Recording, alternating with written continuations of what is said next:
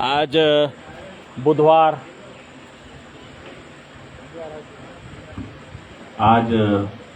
बुधवार की शाम बुद्ध गौतम के नाम 11 जून और 120वां दिन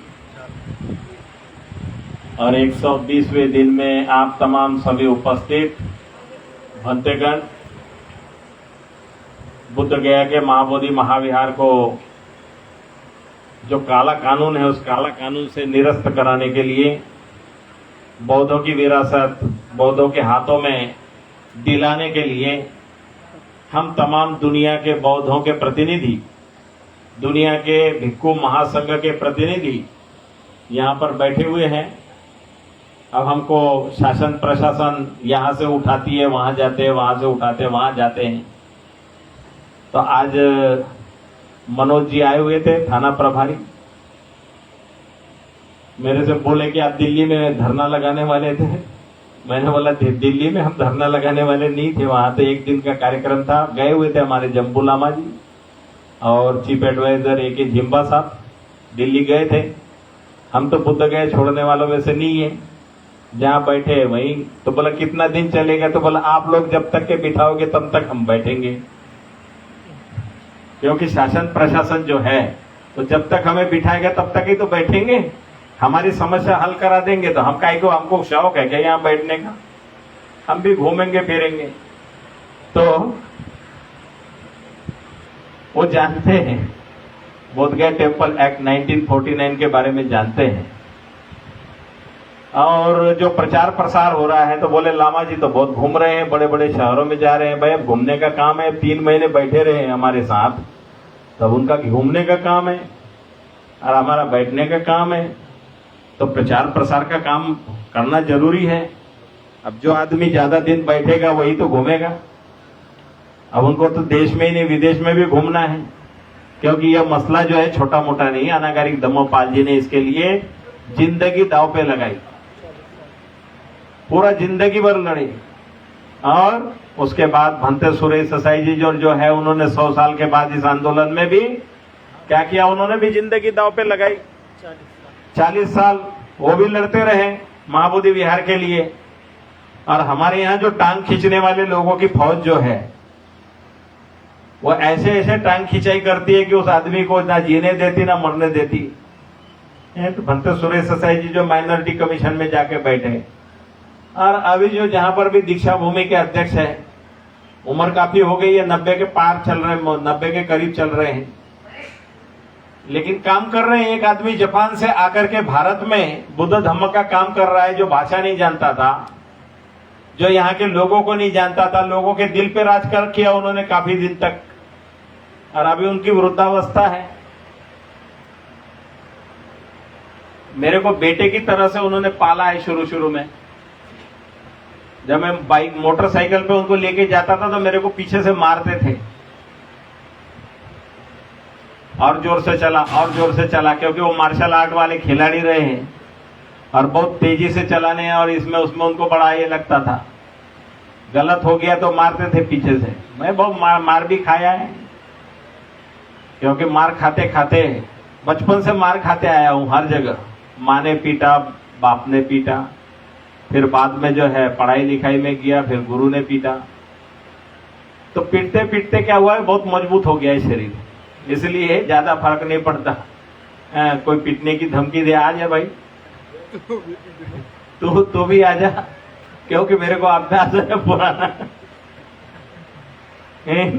तो आज जो है पूर्णिमा है, कबीर साहब की जयंती का दिन है। और कबीर साहब के दोहे वगैरह तो लोग सुनते ही हैं, बोलते हैं, कबीरा तेरी झोपड़ी गलकटियन के पास, जो करेगा वो भरेगा, तू क्यों होता उदास।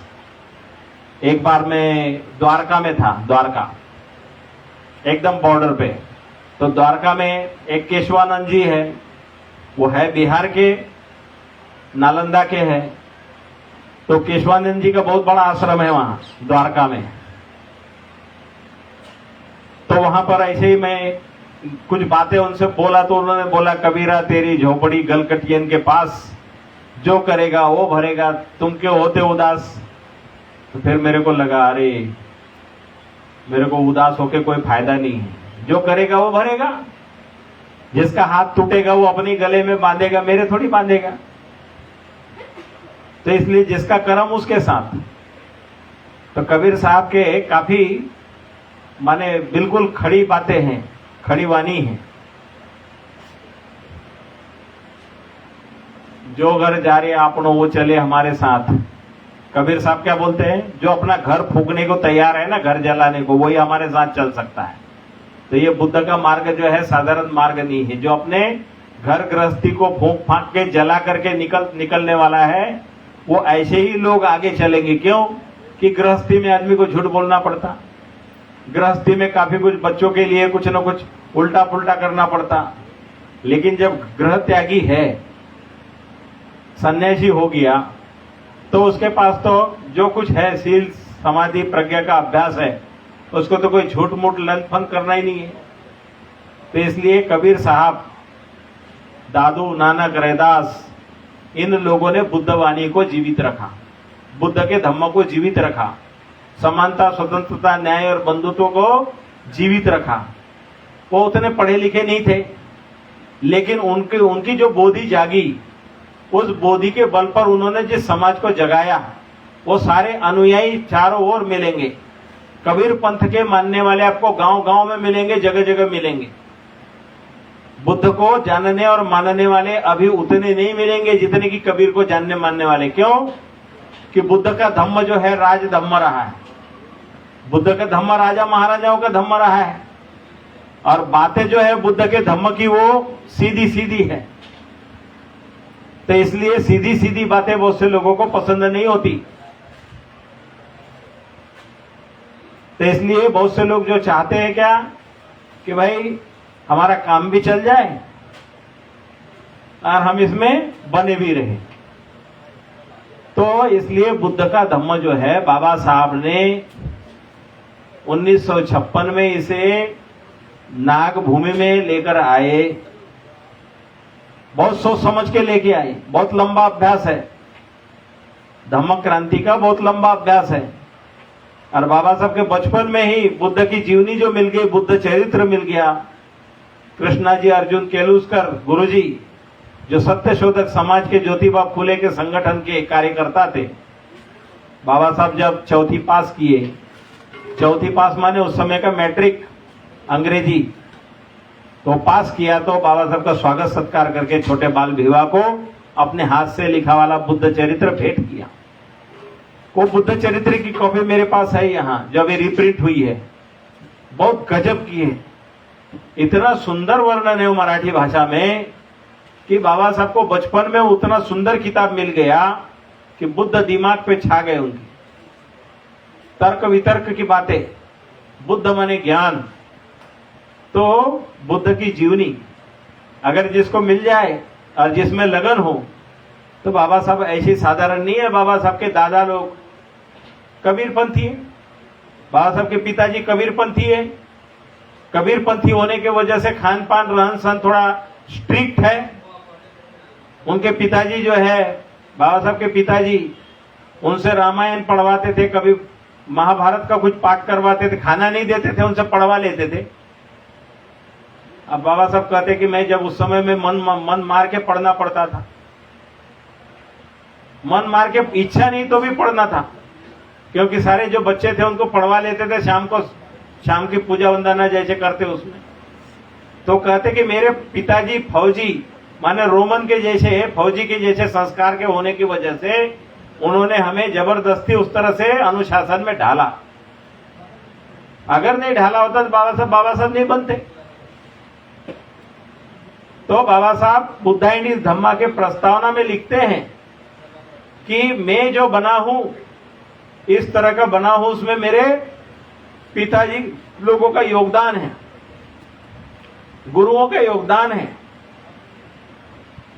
तो कभी किसी ने डांट दिया, किसी ने ये कर दिया और मुंह फुला करके बैठ गए, चले गए, भाग गए, वो आदमी आगे तरक्की नहीं करता है।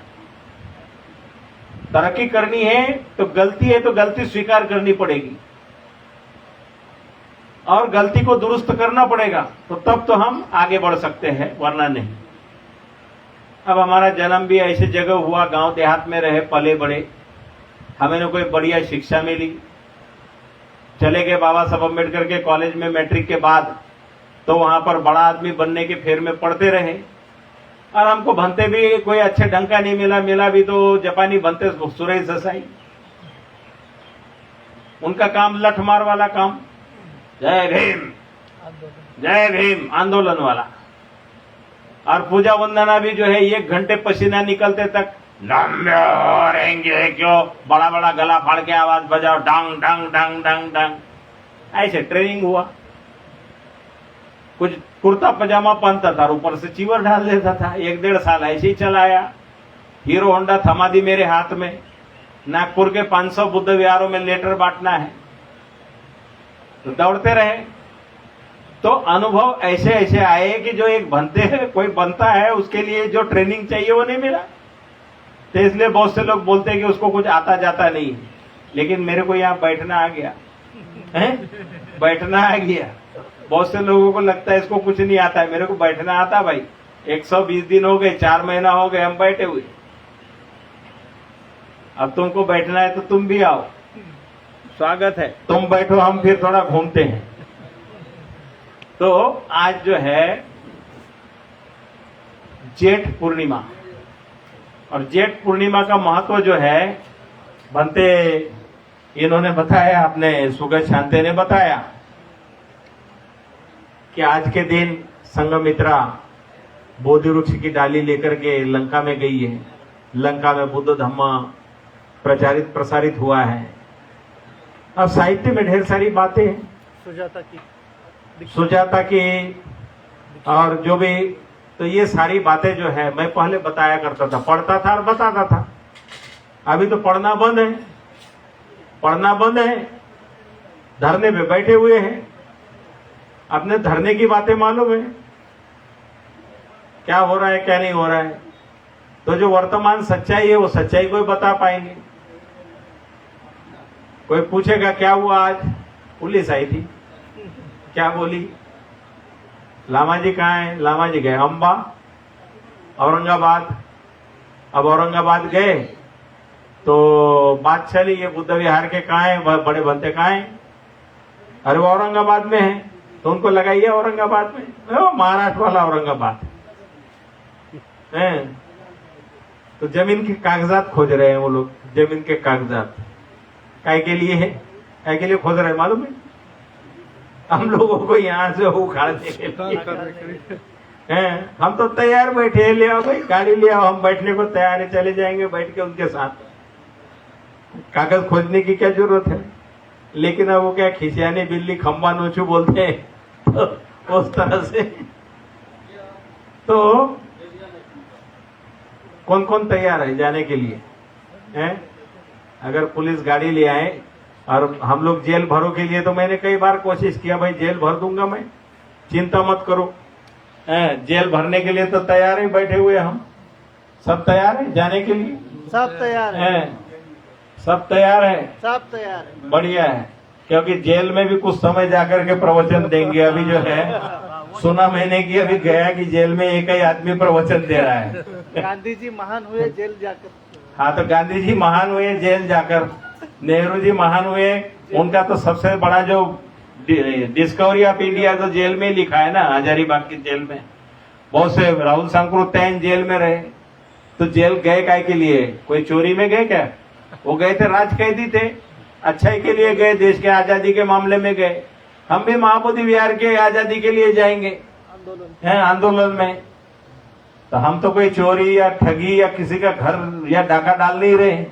हमारा महाबोधि विहार है और हमारी जिम्मेवारी है, इसके लिए हम जाने के लिए तैयार है। जब भी चाहे तब, छुपने का कोई सवाल ही नहीं है, भागने का कोई सवाल ही नहीं है। क्यों प्रज्ञावंश तैयार है ना? कफन बांध पहले ना कफन बांध क्या है? हाँ, कफन क्या पहने हुए हैं, पहने हुए हैं। जिस दिन कफन पहन लिया तो मरने का भी कोई खतरा नहीं है, तो इसलिए टेंशन नहीं है। कबीरा तेरी झोपड़ी गलकटियन के पास, जो करेगा वो भरेगा, तू क्यों होता उदास है? तो उदासी का सवाल ही नहीं है। हम लोग तो बुद्ध पुत्र हैं। तो आज जो है कुछ दानदाताओं ने दान भेजा था, कल ही किसी ने दान भेजा, और विशेषता वो प्रोफेसर दीदी जो है लकी हीरा श्याम, उसने अभी तक इस मई महीने में 68,000 रुपया दान भेजा। साधु साधु आज मैं टोटल मार रहा था, एक दिन उसने 300 रुपया भेजा और बोले भंते जी दान भेज दिया। मैंने बोला 300 रुपये मॉर्निंग ब्रेकफास्ट की। फिर मैं बोला दीदी कितना भेजा, तो बोले 3,000 भेजा। तो बोला एक बार चेक कर लेना। तो फिर उसने 2700 रुपये भेजा। 2 बार ऐसे हो गया, कभी कभी गलती से हो जाता है। तो मैं मन सोच रहा था घोषणा कैसे करूं, घोषणा कैसे करूं। तो कभी कभी गलती से या जल्दबाजी में हो जाता है। तो जिसका मन ठीक है, शुद्ध है, तो वो हमेशा ध्यान रखते हैं। बहुत सी उपासिकाओं ने खीर के लिए दान भेजा, भोजन के लिए दान भेजा, और दानदाताओं ने तो इतना दान दिया है कि मत पूछो। सामान ला ला करके गाड़ियों में भर भर के लाके दिया। लेकिन उन दानदाताओं की ड्यूटी थी कि कुछ दिन वो हमारे बीच में रहते, तो दिया हुआ सामान से पका के खिलाते हैं। हमारी एक उपासिका शील रत्ने डुम्बरे उनका पहले सरनेम था, वो आई तो बोल रही है कि मैंने घी का डिब्बा भी लाया है, ड्राई फ्रूट्स लाए हुए हैं। तो सारा सामान उतार करके लाया, महिला मंडल ने सारा रखा, फोटो वोटो खींचे। अब वहां तो हम ना सामान देख पाते हैं, हमने बोला गोदाम में भेज दो। तो वो डिब्बा किसी भंते के हवाले किया। मेरे को सुना रही थी कि वो भंते के हवाले किया है डिब्बा। अरे भाई दान दे दिया दे दिया, अब वो डिब्बा किसके दे देना। अब मैं उसका टेंशन लूं सामान का। मेरे लिए भी मल्टी ग्रेन आटा भेजा कि भंते जी को शुगर पेशेंट है, तो ज्वार वार मिक्स वाला रोटी बना बना के खिलाएंगे। अब वो खिलाने वाले भी अता पता नहीं, वहां पर भी थे, कुछ दिन तक के बना के खिलाया रोटी। तो सामान तो आया, बहुत आया, मत पूछो इतना आया। लेकिन वो बना के खिलाने वाले या देखभाल वाले लोग अपने घरों से बाहर इच्छा रखते कि हम 10 दिन देंगे, 8 दिन देंगे। उन महिलाओं ने इच्छा अगर की होती कि हम वहां रह करके खाना बना के अपने हाथों से भंते लोगों को दान देंगे, तो उनको पुण्य मिला होता।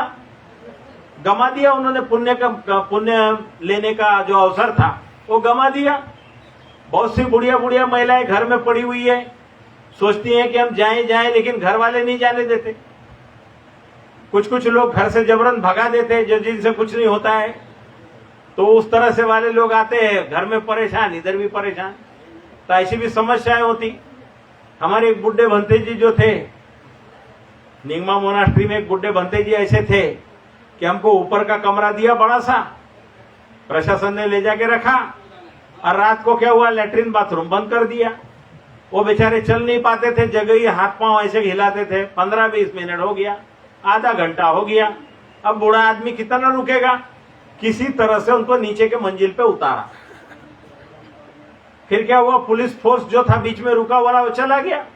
तो हम लोगों को छोटा कमरा मिला नीचे का, नीचे रखा। तो बुढ़ापे में क्या होता है, हाथ थरथराते हैं। उन्होंने 2-3 नल की टोटियां तोड़ दी, क्योंकि वो खोलना बंद करना उनको नहीं आता था। अब अंत में नुकसान हो रहा है, परेशानी हो रही। तो उनसे कहा कि ऐसे करो, कुछ दिन के लिए घर चले जाओ, जब व्यवस्था ठीक हो जाएगी तो हम आपको बुला लेंगे। वो यहीं बिहार के थे। तो कभी कभी इस तरह की समस्याएं झेलनी पड़ती है। तो बहुत से अनुभव ऐसी समस्याओं में से हम सीखते हैं, देखते हैं। अब ये टुन्ना जी जो है, ये टुन्ना शाह को क्या सपने में थोड़ी आया था कि धरने पे बैठना पड़ेगा। वो तो 10 दिन के लिए सामनेर बनाने के लिए धरने पे वहां बिठाया कि भाई चलो, आदमी नहीं मिल रहे हैं, बनाओ सामनेर। अब बनाया तो इन्होंने भी अपना कितना 120 दिन पार कर दिया। 120 दिन 4 महीना पार कर दिए। 10 दिन और लगा दिए। 10 दिन के जगह। ये नसीब होता है, पुण्य होता है, ये पूर्व कर्म होता है बाप दादाओं का, उसकी वजह से मौका मिलता है, ऐसे नहीं मिलता। कुछ न कुछ महाबोधि महाविहार के मुक्ति में योगदान बाप दादाओं ने कभी कहीं खानदान में 10-20 पीढ़ी ने जो पुण्य किया होगा, वो कभी कम से उसके नाती पोते या किसी जनरेशन को मौका मिल जाता है। तो ये दोनों पति पत्नी जो लोग हैं, इन लोगों को पुण्य मिल गया धरने में। अब लोग कोई भी कितने ही आरोप लगाए कि दिहाड़ी पे बैठे हुए हैं, कोई कहे कि पैसे के लिए बैठे हुए हैं, आओ ना हम देते ना आपको 50 रुपया ज्यादा देते, आओ खाने में भी थोड़ा सा और ज्यादा देंगे, आओ। कोई बोलता था हमको बिरयानी नहीं मिली, हमको क्या बटर छोले भटूरे नहीं मिले, तो छोले भटूरे नहीं मिले, ये नहीं मिला, वो नहीं मिला। ये कोई खाने के लिए धरना बिठाया क्या? पनीर नहीं मिल रहा है, पनीर अरे मिल रहा है। अभी कोई लोग मरे हुए लोग जो है उनके वो पुण्य स्मृति में, उसके स्मृति में लोग भेजते हैं खाना, मटर पनीर। आज तो मशरूम दिया ना, मशरूम की सब्जी दिया। तो ऐसे दान देने वाले दाता लोग आते हैं, दान देते हैं। केवल हमें संतोष होना चाहिए, जिस उद्देश्य के लिए बैठे वो उद्देश्य होना चाहिए। भीड़ की जरूरत नहीं, क्वालिटी होनी चाहिए। भीड़ तो पकड़ के लाई, आंधी तूफान जैसे आई और आंधी तूफान के जैसे गायब हो गई। तो इसलिए कोई कुछ बोले, चार दीवार में बैठे बोले, कोई फर्क नहीं पड़ता। कोई बोले सड़क पे बैठा है, कोई फर्क नहीं पड़ता। पेड़ के नीचे बोले, फर्क नहीं पड़ता। हम लोग जब छोटे थे तो हमको एक स्टोरी थी। एक महादू था, उसका बेटा था।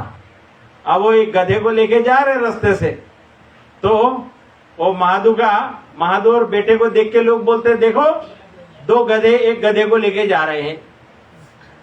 अब वो सुन करके क्या बोलता है, अरे हमको लोग जो है 2 गधे को लेके 2 जा रहे हैं। अच्छा बेटा तू बैठ जा गधे पे, तो उसको बिठा देता है गधे पे। अब चलते समय लोग बोलते हैं इसको शर्म नहीं आती, ये गधे पे बैठा हुआ है, बूढ़ा बाप पैदल पैदल चल रहा है। तो वो दोनों बैठ जाते उस पे। तो लोग बोलते हैं अरे ये बेचारा गधा जो छोटा लग रहा है, इस पे 2 बैठे हुए हैं। फिर वो नीचे उतर जाते, बेटे को उतार देते, बाप चल रहा है। तो चलते समय क्या बोलते हैं, अरे छोटा बेटा बेचारा पैदल पैदल चल रहा है, बाप को शर्म नहीं आई, गधे पे बैठा हुआ है। अंत में दोनों सिर ठोकते, अब क्या करे। तो गधे को नीचे गिरा के दोनों बांधते उसके पांव, और एक लठ में लटका के दोनों लेके चले। तो लोग हंस रहे, बोले कि 2 लोग एक गधे को लेके जा रहे लठ में लटका के, और वहां था नाला, और नाले में था पानी, और वहां लोगों का हल्ला गुल्ला सुना। गधे ने पांव अटकाया, वो गिर गया पानी में, गधा बह गया, गधा बह गया। तो ये लोग हैं, लोगों का काम है कहना, लोग तो कहते रहेंगे, लोगों का काम है कहना। तो इसलिए हंसी खुशी के साथ, किसने क्या बोला, किसने ये बोला, ये मुंह फुला करके बैठी, मेरे को ऐसे बोला, मेरे को वैसे बोला। ये ज्ञानती जो है मुंह फुला के चली गई, 2-3 दिन से चेहरा काला जैसे हो गया। लामा जी ने बिठा के समझाया, फिर भी उसका मेरे को ऐसे बोला, ऐसे किया, ऐसे ऐसे ऐसे ऐसे ऐसे। शिकायत करने वाला आदमी जो है ना, उसका मन भी काला हो जाता, दिल भी काला हो जाता है, और उसके कालिक की वजह से क्या होता है, उसकी आयु धीरे धीरे कम हो जाती है। और जो खुशी हंसी रहेगा, तो हंसी खुशी वाला जो है, वो जो खाएगा वो हजम हो जाएगा और प्रसन्न रहेगा। वो स्वयं प्रसन्न रहेगा, उसके संपर्क में जो आएगा वो भी प्रसन्न हो जाएगा। तो इसलिए निंदा करने वाला आदमी करता रहे। अब एक घर में 2 बच्चे, एक घर में 2 बच्चे, एक हंसते ही हंसते रह रहा है और दूसरा रोते ही रोते रहा है। बाप परेशान हो गया, क्या करे इन बच्चों का। बहुत धन संपत्ति वाला आदमी। अब किसी गुरु महाराज के पास गया, गुरु महाराज मैं बहुत परेशान हूँ, दुखी हूँ, धन संपत्ति तो बहुत है, लेकिन एक बच्चा रोते ही रहता है, रोते ही रहता है, रोते रहता है, क्या करे क्या करे क्या करे क्या करे। अब वो गुरु महाराज ने बोला ठीक है तेरे को मैं आइडिया देता हूं। तो बोले क्या? तो बोले एक कमरे में क्या करना, घोड़े की लीद भर दे पूरे कमरे में, एक कमरे में पूरा घोड़े की लीद भर दे, और जो हंसने वाला लड़का है ना उसको उसके अंदर डाल दे, और बोलना कि इसके अंदर घोड़ा है, और ताला लगा देना और चले जाना दिन भर के लिए। और दूसरे बेटे के लिए खिलौने, खाना, काजू बादाम किशमिश सारी पसंद की चीजें से कमरा भर दिया और उसमें लड़के को डाल दिया। अब डाल दिया, ताला लगा दिया। अब दिन भर क्या हुआ, ये तो घोड़े की लीद निकाल के इधर से इधर पलटाने में लगा हुआ है। घोड़ा खोज रहा था वो, इधर की लीद इधर करते करते करते करते करते करते दिन भर लगा रहा काम में। अब आया बाप आया शाम के समय, तो उसने सबसे पहले कौन सा कमरा खोला होगा? खिलौने वाला और रोने वाले का कमरा खोला, तो देखा तो सारा सुसुक के रो रो के उसकी आंखें सूजी हुई थी। कोई खिलौने को हाथ नहीं लगाया उसने। अब बाप बोलता है कि खाने का चीज रखा है, ये रखा हुआ है, तेरी पसंद की सारी चीजें रखी हैं, तू रो क्यों रहा है? तो बोले किसके साथ खेलूं? किसके साथ खेलूं? क्योंकि मेरा भाई तो खेलने के लिए है ही नहीं। तो किसी को लड़ने के लिए कोई ना कोई साथी चाहिए, झगड़ने के लिए साथी चाहिए, खेलने के लिए साथी चाहिए। अब उसको निकाल दिया, फिर गया कहां? ताला खोला तो देखा, अरे बेटा, तो बोले अभी थोड़ा सा रह गया है, बाकी घोड़ा मिल जाएगा इसमें। हैं? माने वो आशावान है, घोड़ा खोजने में लगा हुआ है लीद में, और खुशी से सारा पलटते जा रहा है, क्योंकि उसका खुशी वाला स्वभाव, इसका दुखी वाला स्वभाव। तो मौके बहुत अनेक मिलते हैं, लेकिन जिसका लड़ने झगड़ने का स्वभाव है वो हमेशा उंगली करेगा, स्वयं भी परेशान रहेगा, दूसरे को भी परेशान करेगा। और ऐसे करते करते क्या है, उसको खेलने के लिए जगह नहीं मिलती तो उसको एकांत में कोड़ दिया जाता है, फिर बंद कमरे में। ले बेटा, अब ले, वहां पर कौन मिलेगा? खेलने वाला कोई मिलना ही नहीं। तो ऐसे है कि जो खुश स्वभाव वाला है, तो खुशी स्वभाव वाला खुशी के मारे उछलेगा, खेलेगा, खाएगा, रहेगा, हंसेगा, गाएगा। जिंदगी मिली है हमें, छोटी सी जिंदगी है, जीना कैसे है वो हम पर निर्भर करता है। गाली देके, निंदा करके, चोरी करके, ठगी करके, बुराई करके अपना समय बर्बाद करे, या कोई कंस्ट्रक्टिव काम करे, अच्छा काम करे। कुछ नहीं तो समाधि का अभ्यास करे, अपनी सांस देखे। इसको उसको देखने से अच्छा है, इसकी उसकी बुराई देखने से अच्छा है अपनी सांसें जो है साक्षी भाव से बैठ जाए, यार पालती मार के सांस आ रही है, जा रही है, क्योंकि इससे बड़ा दुनिया में दोस्त कोई नहीं है। अपनी सांस जो है उससे बड़ा दुनिया में कोई दोस्त नहीं है, ना माँ, ना बाप, न बीवी, न बच्चे, न बेटा, न बेटी। अपनी स्वयं की सांस आ रही है, जा रही है, जब तक है तब तक के हम जीवित हैं। सांस चली गई, वापस नहीं आई, काम खत्म, खेल खत्म, मैं, मेरी, मेरा, मेरे सब खत्म। जब तक सांस है तब तक के मैं, मेरा, मेरा, मेरी, मेरी, मेरे, मेरे। और सांस नहीं है तो मैं, मेरा, मेरा, मेरी, मेरी सब खत्म। और जो पड़ा हुआ रहता, उसके रिश्ते नाते वाले थोड़ी देर के लिए बोलेंगे बहुत अच्छा था, ऐसे था, वैसे था, वैसे था, लेकिन जल्दी इसको हटाओ। क्यों? बदबू देगा, चाहे वो कितना ही प्रिय क्यों ना हो, लेकिन वो हटाओ। अप्रिय हो गया, अब शकुन हो गया। तो ये हमारा जो नश्वर देह है, जीवन की जो सच्चाई है, इस सच्चाई को हम देखने का मौका मिला है। और ऐसे हम जो बैठ करके ध्यान करते हैं, चिंतन मनन करते हैं, सच्चाई का ही दर्शन करते हैं। सत्यम शिवम सुंदरम। सत्य क्या है? बुद्ध की वाणी सत्य है। सच्चा, बर्मा के लोग क्या है? सच्चा। सत्य को क्या बोलेंगे? सच्चा, पाली में सच्चा, तो सत्य है। शिवम, शिव माने क्या है? पवित्र है। शिव, शिव शब्द है, विशेषण है, शिव कोई व्यक्ति नहीं है। शिव माने क्या है? पवित्र है। पवित्र क्या है? सुंदर क्या है? बुद्ध की वाणी, बुद्ध का ज्ञान। और बुद्ध क्या है? बुद्ध है बोधि। और बोधि कहाँ है? बोधि चित्त में है। हमें अपने मन को शुद्ध करना है।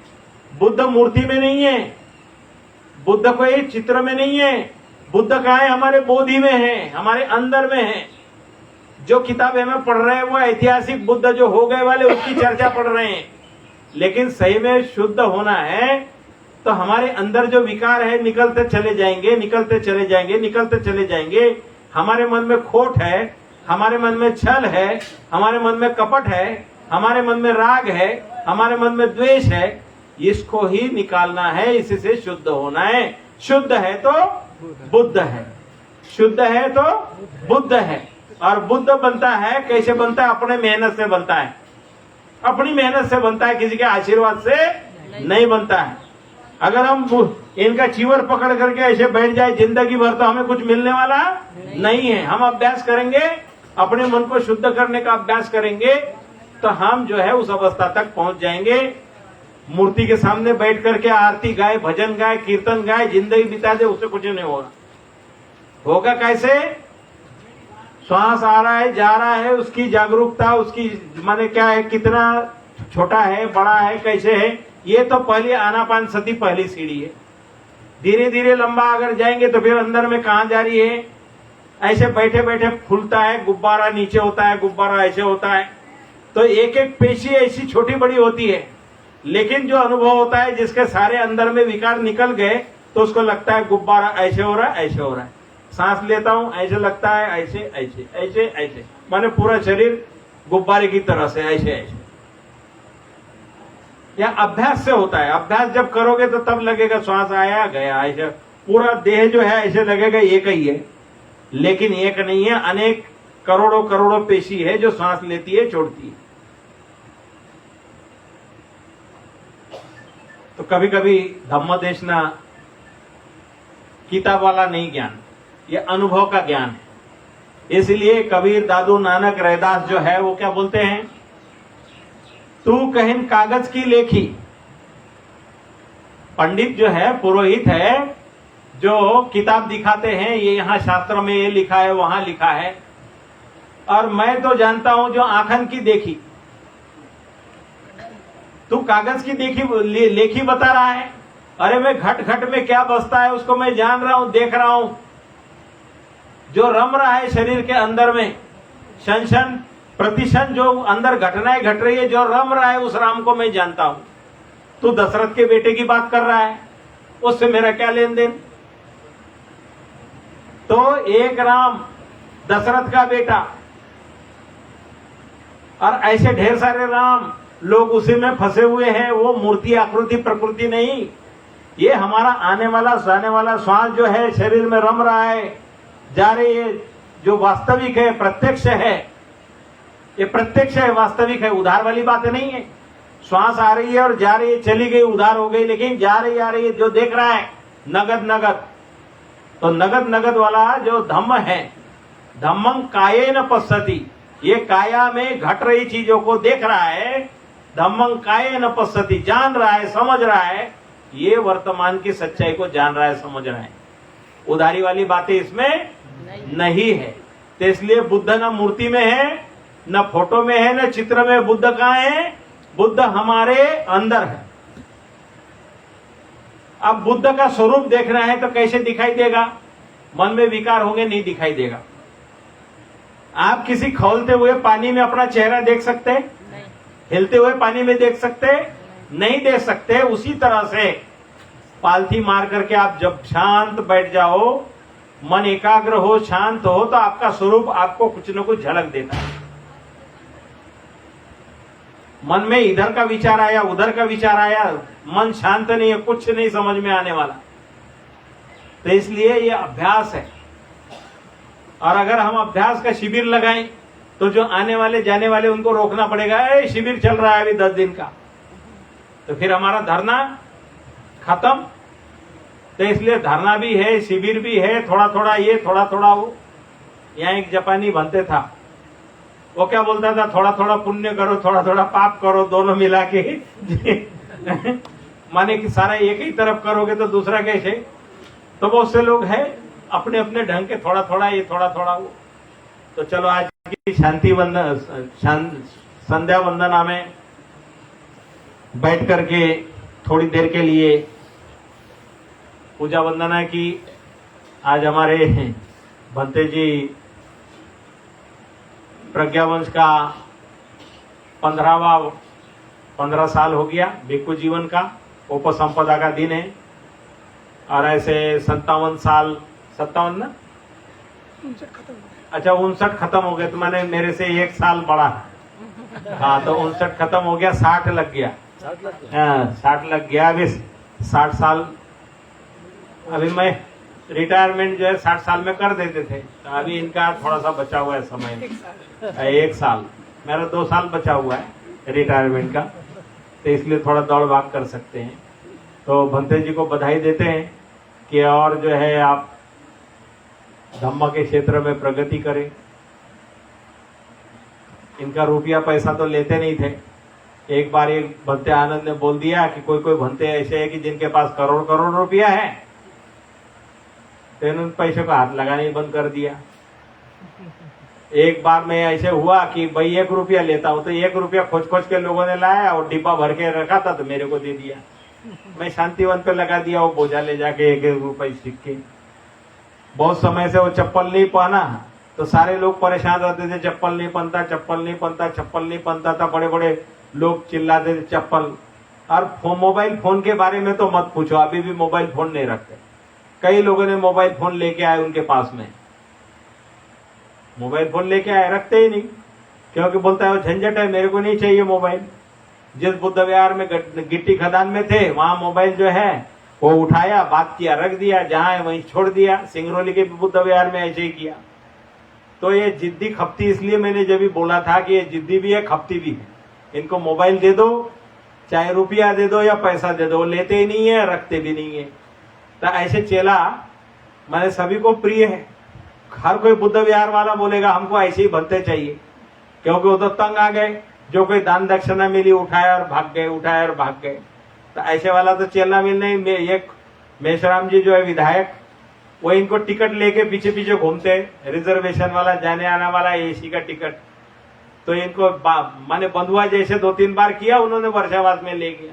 फिर उन्होंने हाथ जोड़ लिए और नागपुर में जाके बैठे हुए। तो ये भंते जी जो है, इनकी जीवनी तपस्या बहुत अलग ढंग की है। इनको क्या प्रिय है मालूम है? करेला, उड़द की दाल और कड़ी, क्योंकि वो 3 चीजें उनके प्रिय है। इसलिए है कि उनको वात का रोग है। बचपन में साइटिका हुआ था, माता पिता लोग उठा के ले जाते थे, ऐसे देखभाल करते थे। तो इसलिए जब से उन्होंने अपना खान पान पे ध्यान दिया, तंदुरुस्त है, नहीं तो उनसे चलना फिरना नहीं होता। तो इसलिए कढ़ी, करेला और उड़द की दाल। अब वो सिंगरौली में जब भी कोई भंते जाएगा तो वो बेचारा परेशान होके भाग जाता वहां से कि कढ़ी, करेला और उड़द की दाल। वो सोचता है कि मेरे को क्या खिला रहे हैं। अरे भाई, वो एक भंते खा रहा था, इसलिए लोगों को लगता है कि इसको भी वही खिला। अभी यहाँ पर भी जो है धरने पर भंते जी की बड़ी बहन यहाँ पर थी, सेवा दे रही थी, तो कढ़ी बनाती थी, करेला बनाती थी और ध्यान देती थी। अभी यहाँ जब से वो धरना उधर से निकला, तब से न कढ़ी, न करेला, न उड़द की दाल। तो मेरे से बोले भंते जी कैसे? तो मैं क्या करूं, मेरा भी वही हाल है। ज्वार की रोटी मेरे को नहीं मिल रही है, वांगे का भरीत नहीं मिल रहा है, तो ठीक है, जैसे जो है, जो मिल रहा है खा रहे हैं। तो इसलिए कुछ कुछ बातें हैं, कभी कभी नहीं बोलना चाहिए, बोल दिया। इनका पसंद का चीज है। अगर यहाँ बौद्ध उपासक इस क्षेत्र में रहते, अगर इस क्षेत्र, यहाँ बहुत से लोग डिंग हाँकते हैं हम बौद्ध उपासक है। बौद्ध उपासक की पहचान होती है कि आते समय खाली हाथ नहीं जाता है बौद्ध उपासक, झोले में फल लेके जाता है, कुछ खाने का सामान लेके जाता है। आप हिमाचल में चले जाओ, अरुणाचल में चले जाओ, त्रिपुरा में चले जाओ, मेघालय में चले जाओ, उधर जितने नॉर्थ ईस्ट में बुद्धिस्ट लोग हैं, जितने हिमालय के तराई में बुद्धिस्ट लोग हैं, उनका बचपन से संस्कार है कि अगर गुरु के पास जा रहे हैं, बुद्ध विहार में जा रहे हैं, तो खाली हाथ नहीं जाते। जाएंगे तो कुछ न कुछ लेके जरूर जाएंगे। क्यों? कि उसको मालूम है कि मेरे गुरु को कुछ न कुछ देना है, नहीं कुछ तो लिफाफे में पैसे ही लेके जाना है और देना है। अब हम ऐसे जगह बैठे हुए, मार सेना की जगह में, बुद्ध तो यहां से ज्ञान प्राप्त करके चले गए, तो बहुत से लोग खुश होते, बुद्ध गया और हमको लेने के लिए बिठा दिया। तो इसलिए यहाँ जो है हर आदमी लेना चाहता है, देना नहीं चाहता है। अगर किसी को लेना है तो उसे देना सीखना चाहिए कि नहीं? कल लेना ही लेना करते रहोगे जब लेना ही लेना करोगे तो अमीर तो बन जाओगे, लेकिन हमेशा मन के अंदर में पाप लगा रहेगा, अहंकार लगा रहेगा। दान देने वाला व्यक्ति जब दान देता है तो घुटने टेक करके जब दान देता है ना, दान पारमिता के लिए घुटने टेक करके, बौद्ध भिक्खु के सामने घुटने टेक के ऐसे 2 हाथ से जब दान देता है, वो आदमी जिंदगी में कभी चोरी नहीं कर सकता। जो दानी होता है वो चोरी कर ही नहीं सकता। उसका ईमान जो है वो दान दाता है, देने वाला है, दे रहा है। किसको दे रहा है? एक त्यागी व्यक्ति को दे रहा है, जिसने सब कुछ छोड़ दिया, जन कल्याण के लिए छोड़ दिया, अपना कुछ भी नहीं रखा। उसको अगर कोई आकर के दान देता है ना, तो देने वाले का भला होना शुरू होता है, अमीर होना शुरू होता है। गरीब से गरीब आदमी होगा और जरूरतमंद भिक्खु को जब जरूरत है ऐसे समय जाके दान दे रहा है, उसका अमीर बनने का दरवाजा खुल गया, समझ लो उस दिन से। और अमीर क्या होता है? अमीर भी खाना ही खाता है, एक दिन वो भी मर जाता है। मन से जिसकी अमीरी है उससे बड़ा कोई ये नहीं है।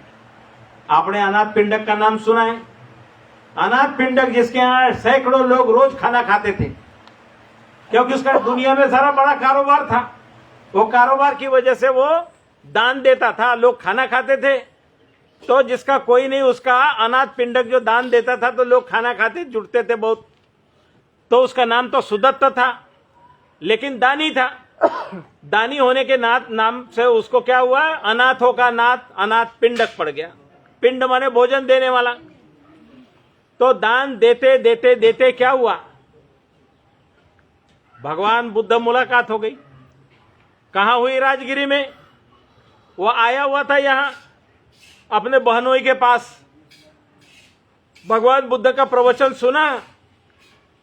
सुनने के बाद क्या हुआ? वापस गया। वापस जाने के बाद भगवान बुद्ध के आएंगे, यहां धम्म सिखाएंगे। भगवान बुद्ध आएंगे, यहां धम्म सिखाएंगे। तो उसने क्या किया? जमीन तलाशते जमीन के चक्कर में गया। तो ऐसी जमीन मिली उसे कि वो राजकुमार जेठ की जमीन थी, जो शहर के बीचों बीच थी। सुंदर उद्यान था। अब वो सुंदर उद्यान देखा उसने, उसको पसंद आया। पसंद आया तो जाकर के राजकुमार से बोला कि मेरे को वो बाग चाहिए। राजकुमार से क्या बोला? मेरे को वो बाग चाहिए, बगीचा चाहिए। वो बोले तू पागल हो गया सेठ? अरे ये कोई बेचने की जगह है? ये राजकुमार की जगह है, ये भी कोई बेचने के लिए है? नहीं नहीं, मेरे को ये जगह चाहिए, चाहे कुछ भी हो जाए। तो बोला सोना बिछाना पड़ेगा। हाँ, बोले बात पक्की, मैं सोना बिछा दूंगा। पकड़ ली बात। और सोना बिछाने के नाम पे क्या किया उसने? बैलगाड़ियों में गोदाम से सारा सोना लाला करके जमीन पे बिछवाना शुरू किया। वो जेतवन की जमीन पे सोने की सिक्के बिछा करके राजकुमार आया। अरे ये सेठ पागल तो नहीं हो गया? सारा सोना बिछा रहा है। उसने बोला कि क्यों बिछा रहा है, पागल तो नहीं हो गया? अरे बोले ये राजकुमार, तू नहीं जानता है भगवान बुद्ध यहाँ आएंगे और धम्म सिखाएंगे। अगर एक आदमी भी इस जीवन मरण के चक्र से अगर छूट गया ना, तो मेरा सोना कोई कीमत नहीं है उसकी। एक आदमी भी अगर ये मुक्त हो गया तो मेरा सोना तो सफल हो गया बिछाना। वो बोलता रुक, अभी ये जो बची जगह है ना, मेरी ओर से दान कर दे, मेरी ओर से दान कर दे, अभी रुक जा। तो आधा खजाना लगा करके भगवान बुद्ध के लिए गंधकुटी का निर्माण किया। आज 2559 साल हो रहे हैं, 69 साल हो रहे हैं। हम जो सुत्त पठन करते हैं सबसे ज्यादा श्रावस्ती के एवं में सुत्तं एकं समयं भगवा सावथियं विहरति जेतवने अनाथ पिंडिकस् आरामे। अनाथ पिंडक ने बनाए हुए आराम में, जेत राजकुमार ने दिए हुए उस जेत कुमार के उस बाग में, जेतवने जेतवन अनाथ पिंडिकस् आरामे, अनाथ पिंडक के आराम में भगवान बुद्ध ने उपदेश दिए। इतिहास में जेत भी अमर हो गया, अनाथ पिंडक भी अमर हो गया। अनाथ पिंडक ने दान देते देते ऐसी स्थिति आई कि उसके घर में कुछ भी नहीं था, देने के लिए कुछ भी नहीं था। भगवान बुद्ध की देशना सुनने आता था तो क्या करता था, दोनों हाथों में मिट्टी लेके आता था, अपने खेत अपने घर के पिछवाड़े से मिट्टी दोनों हाथ में भर के लेके आता था और वहां का क्या करता था, जेतवन में पेड़ पौधे के नीचे वो मिट्टी लगा देता था। कोई पूछते थे क्या हो गया, क्यों लगा रहे? अरे भाई ये पेड़ की मिट्टी, मेरे वहां से मिट्टी मेरे पास है, मैं लगा दूंगा, ये पेड़ जब बड़ा होगा तो छाया देगा, फल देगा, दूसरे का कल्याण करेगा। माने सेवा भावना, सेवा भावना कुछ नहीं है, मिट्टी लाके दान कर रहा है, सेवा की भावना है ना। तो मन में अगर श्रद्धा निर्माण हो जाए, जिसके भी मन में श्रद्धा निर्माण हो जाए, श्रद्धा पैर होते हैं, पैर, अगर आपके पैर खराब है, नहीं चल सकते, तो श्रद्धा जो है धम्म के अंदर में ये पैर है, जिसके अंदर श्रद्धा है वो श्रद्धा से, श्रद्धा के बल पर वो चला जाएगा, निर्वाण की अवस्था तक के चला जाएगा, सारी सीढ़ियां लांघते लांघते चला जाएगा। अब जिसने एक कदम भी नहीं उठाया, अपने उसके मन में श्रद्धा ही नहीं है, न भंते को नमस्कार करता है, न सुबह सुबह उसके प्रति कोई श्रद्धा रखता है।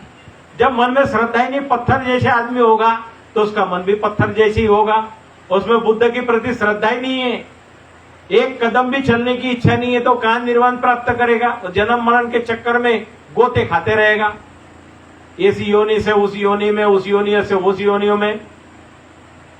और क्या बोलेगा? भगवान बुद्ध ने ये तो नहीं बताया, भगवान बुद्ध ने तो योनियों के बारे में भी नहीं बताया, भगवान बुद्ध ने तो पुनर्जन्म के बारे में भी नहीं बताया। अब पुनर्जन्म काय का? बुद्धाइनिस धम्मा जो है उसमें बाबा साहब बोलते हैं रीइंकार्नेशन ऑफ व्हाट, किसका पुनर्जन्म? हमारा पुनर्जन्म कैसे होता है? हमारे मन में बुराई आती है, हम चोरी का विचार आता है, हम चोर होते हैं। हमारे मन में दान करने की इच्छा हुई, दानी का स्वभाव है, तो दान मन में आया दानी, उस समय हम दानी है। किसी का सामान देखा है, मन में चुराने का विचार आया, तो मन में क्या है? चोर। तो हम क्षण क्षण हमारा मन बदलते रहता है, चोर होता है, डाकू होता है, शैतान होता है, भूत होता है, प्रेत होता है। तो हमारा मन ही हमें वो अवस्था दिलाता है। हमें अगला क्या बनना है, हमारी मुक्ति क्या है, कैसी है, उसके लिए हम जो वर्तमान में जीवन जीते हैं, हमारी अवस्था चोर के जैसे मन है, और मर गया तो क्या होगा? चोरी वाला संस्कार लेके पैदा होगा, लालच का संस्कार लेके पैदा हुआ, लालची होगा, इसका सामान बटोर, उसका सामान बटोर, ये भी मेरा, वो भी मेरा, वो भी मेरा। तो ये हमारा मन ही हमारा घर बनाता है। इसीलिए तथागत बुद्ध के मुंह से वाणी निकली थी, उदान निकला। जब वो बुद्ध बने तो क्या उदान निकला? कौन सा निकला? कौन सा निकला? अनेक जाति संसारम। हाँ, ये नए जो है ना, इनमें से कोई बताए कौन सा? अनेक जाति संसारम, अनेक बार जन्म हुआ मरा, अनेक बार जन्म हुआ मरा, अनेक जाति संसार, जाति माने जन्म, अनेक जाति संसारन माने संसरण करता है, संसरण करता है। संसरण करता माने सांप कैसे संसरण करता है, ऐसे ऐसे सरकते रहता है आगे, ऐसे हम सरकते रहे अभी तक के, सरकते सरकते सरकते पता नहीं कितने जन्म लिए, पशु में लिए कि पक्षी में लिए, काय में लिए, काय में नहीं लिए, सरकते सरकते मनुष्य योनि में आ गए। अब मनुष्य योनि में आने के बाद माता पिता अगर अच्छे हैं, उनके सदाचारी है, उनके घर में जन्म हो गया, सदाचार मिले, बुद्ध का धम्म मिल गया। बुद्ध का धम्म मिलने के बाद भी अगर हम उसका पालन ना करें, ना हम दान करें, ना पुण्य करें, दान तो पहली पारमिता है बुद्ध धम्म में। पहले दान की पारमिता, दान माने देना। कैसे देना? कुशल चित्त से देना कि अकुशल चित्त से देना। आपके मन में है कि मैं जो दान कर रहा हूं ना, इस दान से मेरे को ये माने मंत्री के टिकट मिल जाए, ठीक है, मंत्री का टिकट मिल गया, फिर क्या करोगे? मंत्री बनोगे, फिर हाय हाय करोगे, फिर बुढ़ापे में हाय हाय ये वो करके मर जाओगे। राजा बनना है, राजा बनने के लिए दान दिया, राजा बनोगे, फिर भी मरोगे। तो दान देने वाले, ये चिवर वगैरह दान देने वाले जो बुद्धिस्ट लोग आते हैं ना, वो दान देते समय क्या बोलता है? इमिना पुण्य कम्मे न, इस मेरे पुण्य कर्म से मूर्ख की संगति ना हो। मामे बाल समागमो, बाल माने मूर्ख, समागमो उसका समागम ना हो, मूर्ख की संगति ना हो। मेरे इस पुण्य से क्या हो, मूर्ख की संगति ना हो। मामे बाल समागमो, सतंग समागमो होतु, सत्य पुरुष की संगति हो। सतंग समागमो होतु याव निब्बान पत्तिया, मुझे निर्वाण तक के प्राप्त होने के लिए सत्पुरुषों की संगति हो, मूर्खों की संगति ना हो। दान देते समय और क्या बोलता है, इदंग में पुण्यंग, इस मेरे पुण्य से, इदंग में पुण्यंग आसवक्षयंग वहंग होतु, मेरी जो आश्रव है, आश्रव माने मन में जो राग द्वेष लोभ मोह जो है, विकार है, इस विकारों से मुक्ति हो, इसके लिए मैं दान दे रहा हूं। चीवर दान देते समय आसवक्षयंग वहंग होतु, ये चीवर मैं दान दे रहा हूं, इससे मेरे अंदर के विकार नष्ट हो। फिर इदंग में पुण्यंग सब दुखा पमोच्युति, सभी प्रकार के दुख से मुक्ति के लिए दे रहा हूं। निब्बान सब पच्चय हो तो माने मुझे निर्वाण प्राप्त हो। निर्वाण जो अवस्था है, उस अवस्था में जन्म मरण का चक्र खत्म, आवागमन का छूट गया, झंझटों से मुक्त हो गया, वो अवस्था के लिए दान देता है कि निब्बान प्राप्त हो। निब्बान परमं सुखम, निब्बान जो है परम सुख है, उसके पार कुछ भी नहीं है। तो आप जो है राजा बन गया, मंत्री बन गया, कलेक्टर बन गया, कमिश्नर बन गया, उसके बाद क्या, बुढ़ापे में कमर दर्द, घुटने दर्द, ये दर्द वो दर्द, दांत दर्द, मरना है, व्याकुल है, दुखी है, परेशान है, तो क्या बोलेगा, मेरे को मुक्ति मिल जाए। अरे मुक्ति के लिए काम करेगा तो मुक्ति मिलेगी। अब मुक्ति का काम ही नहीं किया, सामान जमा करते रह गया, बेटी के नाम, बेटे के नाम, ये यहाँ रख, वहां रख, वहां रख, तो बेटा बेटी तो काव काव काव काव करके किधर रखा, उधर रखा, इधर रखा है। मर रहा होगा तो पूछेंगे किसको दिया, उधार दिया, नगद दिया, ला दे दे दे दे दे। लोभी लालची माँ बाप होंगे तो उनके बच्चे भी लोभी लालची वैसे ही होते। वो धन संपत्ति, रुपया पैसा, रोड़ा पत्थर पे ध्यान रखते हैं, जिंदा आदमी के सुख पे दुख पे ध्यान नहीं देते हैं। जब आदमी की जब तक सांस है तब तक जीवन है, सांस खत्म क्या करोगे, सोना चांदी रुपया पैसा ईट पलंग जो जमा किया, गद्दे वद्दे का क्या करोगे। इसलिए जैसे ढेर सारा सामान हमारे पास पड़ा हुआ है, ये सब उपयोग के लिए, जहां जगह उपलब्ध वहां लगाओ, और नहीं है तो कूड़ा है, कूड़ा ही है।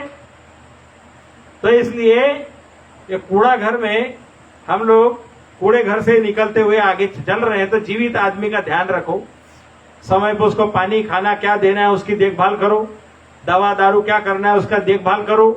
तो जीवित आदमी के लिए बुद्ध का धम्मा है, मरे हुए की नहीं है कि चादर चढ़ाएंगे और उसके वो कब्र के ऊपर में अगरबत्ती लगाएंगे, उसके लिए नहीं है। जो बुद्ध का धम्मा है वो जीवित जीवित आदमी के लिए है। अब उस आदमी के नाम से पुण्य स्मृति में, उसको स्मृति दिवस में लड्डू चढ़ाओ, कोई चढ़ाओ, वो चढ़ाओ, वो बेचारा मरा, उसको खाना नहीं दिया ठीक से, लेकिन उसके नाम पे दूसरे को खाना खिलाओ, तो क्या वो मरे हुए आदमी को मिल जाएगा? नहीं मिलेगा। इसलिए जिंदा है तब तक के उसकी देखभाल कर लो, खिलाओ पिलाओ, खुश रखो, ज्यादा फिर कुछ करने की जरूरत नहीं है। तो चलो आज की धम्म देशना में आपने थोड़ा कुछ लाभ लिया होगा।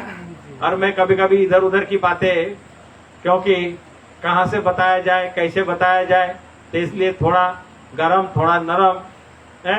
तो आज की पूर्णिमा के दिन सभी लोग जय मंगल हो, कल्याण हो। जेठ पूर्णिमा है और इसका महत्व है, महामहेंद्र ने, एक राजा के बेटे ने बुद्ध का धम्म भंते बन करके कहाँ ले गया, दूसरे देश में ले गया, और दूसरे देश को, पूरे देश को बुद्ध में बना दिया, वापस नहीं आया, अपनी हड्डियां वहीं छोड़ गया, वहीं मर गए संघमित्रा और महेंद्र। कहा? लंका में। इसीलिए लंकाय जम्बूद्वीपे, ये जम्बूद्वीप और वो लंका, लंकाय जम्बूद्वीपे तिदस पुरवरे नागलोके चतुपे। मैं नागलोक में गया हूं, जब लंका गया तो नागद्वीप देखने के लिए गया था। ऐसे समय गया कि वहां कोई जा नहीं सकता, फॉरेनर जा नहीं सकते थे, लेकिन मैं फॉरेनर में भी लंका आदमी बन के गया, और वो जाफना नाम के द्वीप में भी गया। जाफना में नाग विहार है, नाग विहार में रात भर रुका, और वहां से नागद्वीप में गया, पानी के बोट में गया। तो कभी कभी क्या है, पुण्य कर्म होते आदमी के, वो जगह जगह आड़े आते हैं। मैं भाषा नहीं जानने वाला और चला गया कहा, नागद्वीप में। नागद्वीप में जाके दिन भर बिताया और वापस होके आया। मैं किताबों में पढ़ता था नागद्वीप, नागद्वीप कहाँ नागद्वीप है, वो तो लंका में। भगवान बुद्ध 3 बार गए उस जगह में। अब किस तरह से गए, क्या गए, बहुत सी बातें ऐसी है कि आज भी जो लंका जाना आना करते हैं तो कन्याकुमारी से लंका पानी के फेरी में जाते थे, बोट में जाते आते थे। अब ऐसे हुआ कि युद्ध बना करके वो पानी का बोट वाला सिस्टम ही बंद कर दिया, हवाई जहाज से जाओ आओ। नेहरू जी ने क्या किया, जैसे ही सरकार बैठी तो पानी की यात्राएं, जो सस्ती यात्राएं थी, बंद करा दी और अमीर लोगों के लिए हवाई जहाज की यात्रा रख दी।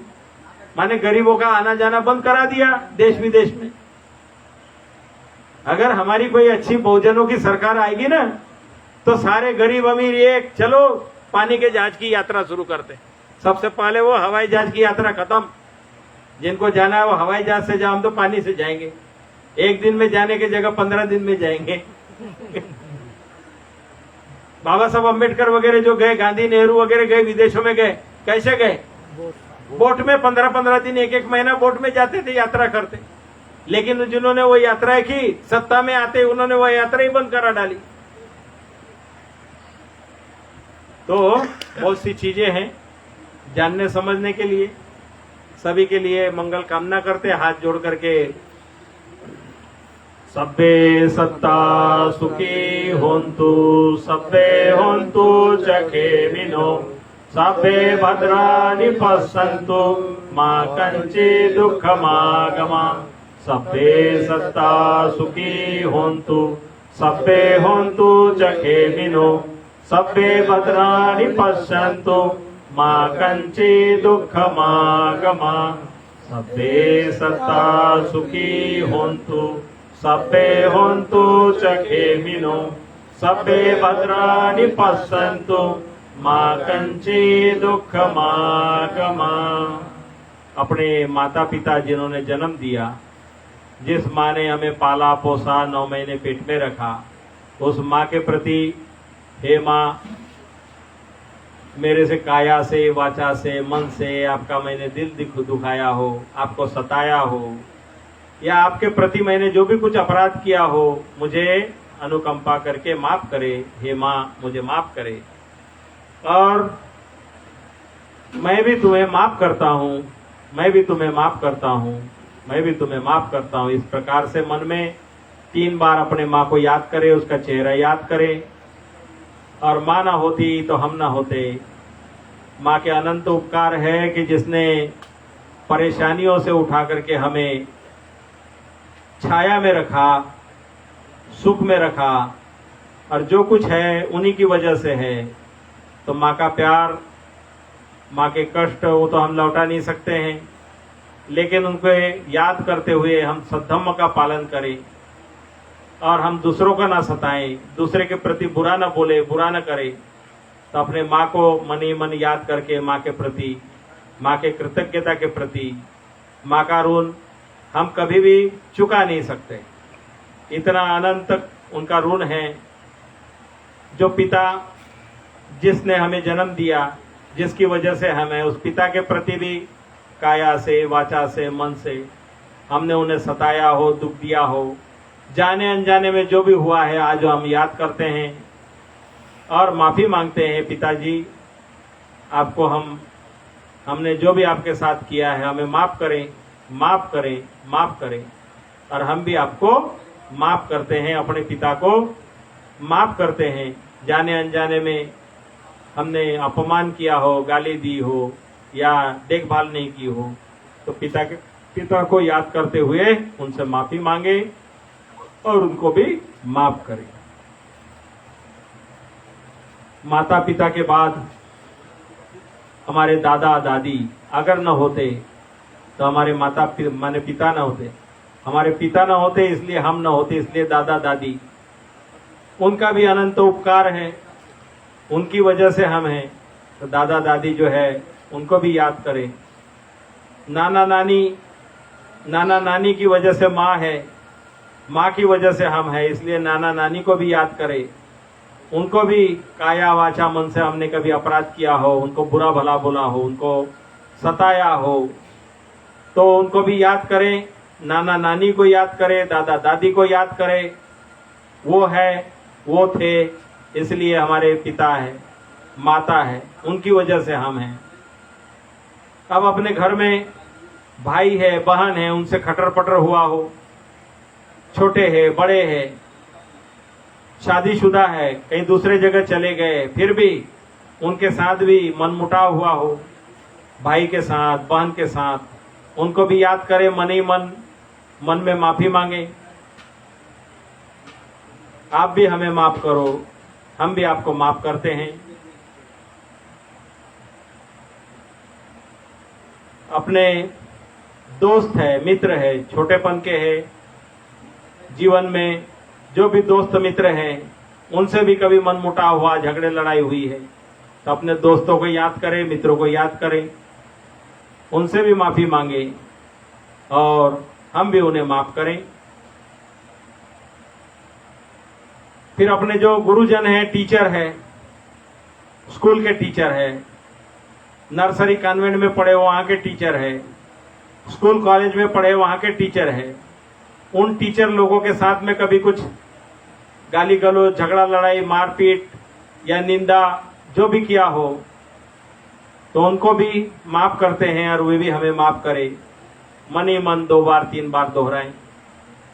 अपने घर के पड़ोसी, अड़ोसी, पड़ोसी, उनके प्रति हमने नफरत पाल रखी है, निंदा पाल रखी है, उनके प्रति भी मंगल कामना करें कि हमने जो कोई मन में बुराई की है, आप भी हमें माफ करो, हम भी आपको माफ करते हैं। मन ही मन माफी ध्यान करें। साथ ही साथ अपने अड़ोस पड़ोस के लोग, बस्ती के लोग, उनको याद करें। कोई अखबार देने वाला है, कोई पानी लाके देने वाला है, कोई कपड़े प्रेस करने वाला है, कोई जूते बना के लाके देने वाला है, जो भी अपने साथ में सहयोग देने वाला है, गैस कनेक्शन लाके देने वाला है या बिजली का सामान बना के देने वाला है, जिससे भी कहीं मनमुटाव हुआ हो, झगड़ा हुआ, लड़ाई हुआ, उनको भी याद करें, उनको भी मैत्री करें, माफ करें कि हम माफ करते हैं, आप भी हमें माफ करें। अभी माफी ध्यान इसी तरह से अपने साथ रह रहे अपने अड़ोस पड़ोस में जो बैठे हुए हैं, जो छोटे हैं, बड़े हैं, भिक्षु है, भिक्षुनी है, साध्वी है, सामने रहे, सामनेरी है, कोई कुक है, कोई खाना बना रहा है, कोई खाना खिला रहा है, कोई पत्तल दे रहा है, कोई परोस रहा है, उनके प्रति भी काया से, वाचा से, मन से, मन ही मन उनके प्रति भी मैं माफ करता हूं, आप भी मुझे माफ करो। इस तरह से मन ही मन, क्योंकि हम मन से ही पाप करते हैं, मन से ही बुराइयां करते हैं, मन में ही गांठें बांधते हैं, तो मन से बांधी हुई गांठों को मन से ही खोल सकते हैं, दूसरा कोई रास्ता नहीं। किसी को हमने गाली गलौज किया है तो जाकर के उसके सामने गाली गलौज वाले से हाथ जोड़ के माफी नहीं मांग सकते हैं, तो अपने बिस्तर पे बैठे बैठे मन ही मन माफी मांगे कि तुम्हें हमने सताया, बुरा भला किया, मुझे माफ करो, मुझे माफ करो, मुझे माफ करो, तो मन हल्का होता है। चाहे आपका कुत्ता हो, बिल्ली हो, आपके घर में कभी कभी गुस्से में उसको मारा हो, पीटा हो, वो भी गुस्सा हो जाता है। तो इसलिए जो भी जीव है, जिस जीव के साथ में हमने जो गलत व्यवहार किया है, रूठा हुआ है, परेशान है, तो मन ही मन माफी मांगेंगे तो कुछ दुख हमारा धीरे धीरे कम होता है, मन हल्का होता है, मन शुद्ध होता है। मन शुद्ध होगा तो हमारी सुगति होती है, दुर्गति नहीं होती। मन में हम वैर बांधेंगे, उसने मेरे को ऐसे बोला था, उसने मेरे को ऐसे किया, मैं उसका बदला लूंगा, मन में गांठें बांधेगा, बदले की भावना रखेगा, तो फिर उसको जन्म लेना पड़ेगा बार बार, जब तक कि बदला पूरा ना हो जाए। तो इसलिए बदले की भावना वाला आदमी तड़पते रहता है, वर्तमान में तड़पता है, भविष्य में तड़पता है, तड़पते तड़पते मर जाता है, दुर्गति ही दुर्गति होती है। इसलिए बुद्ध के धम्म की शिक्षा जिसको मिल गई, माफी का ध्यान उसको आ गया, हल्का होने का मार्ग मिल गया, बोझा जैसे सिर के ऊपर में बांध के ले जाओगे, चाहे सोना हो, चांदी हो, धन हो, रुपया हो, बोझा बोझा होता है और बोझा दुख ही देता है। इसलिए सभी प्रकार के बोझों को उतारते उतारते आपने सिर के बाल भी उतार दिए और हल्के हो गए, सफाचट कर दिया, सिर में ठंडी हवा लगती है। तो इसलिए सब बोझा उतार देने के बाद ये मन के अंदर में बोझा भी नहीं रखना है। इसीलिए जिसने जो किया उसका कर्म उसके साथ, हम वैर नहीं बांधेंगे, वैर की गांठें नहीं बांधेंगे और मन को हल्का करेंगे। सभी का मंगल हो, सबका कल्याण हो। भवतु सब मंगलम, भवतु सब मंगलम, भवतु सब मंगलम। सबका मंगल हो, सभी का कल्याण हो और सबके मंगल में हम भी एक शामिल, इसलिए सभी का भला हो। साधु साधु साधु। बुद्धं नमामि, धम्मं नमामि, संघं नमामि। नमो बुद्धाय, जय भीम, जय प्रबुद्ध भारत, जय भारत का संविधान, जय भारत का संविधान, जय महान अशोक सम्राट की। सभी भिक्षु संघ का विजय हो, सभी का कल्याण हो, सभी का मंगल हो, सभी की स्वस्थ मुक्ति हो। चलो अभी सभा समाप्त। साधु साधु। हाँ, चलो नाश्ता पानी तैयार है।